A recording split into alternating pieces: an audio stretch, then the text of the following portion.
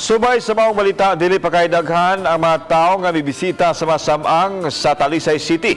Ganina buntag, hinoon ang kapulisan na luagi ang pagpatuman sa seguridad. Si Chona Canyon sa report.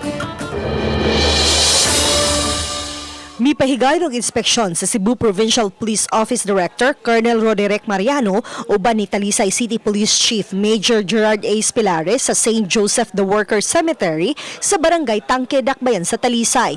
Sagad sa nasakmit, mga hait nga hinagiban nga gamiton unta sa paglimpyo sa mga nitso. Aduna usay ilimnong makahubog. Si Colonel Mariano sa iyang paglibot sa mga sementeryo sa probinsya sa Subo, way nadawat nga untoward incident nga may kalambigitan sa pag-obserbar sa Todos Los Santos.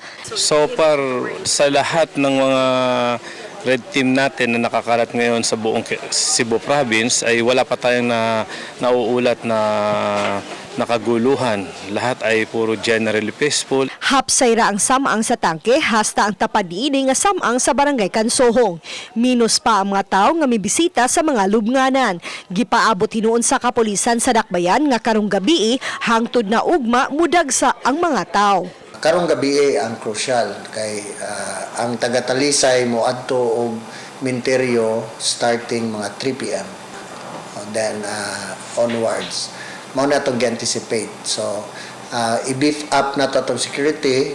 Sukad kagahapon hangtod kagayang buntag gihulagway sa kapulisan nga generally peaceful ang pag-obserbar sa Todos Los Santos sa Dakbayan sa Talisay.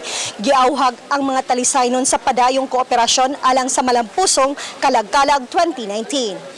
Uban ni Renante Quiñones, Chona Carrion, Balitang Bisdak.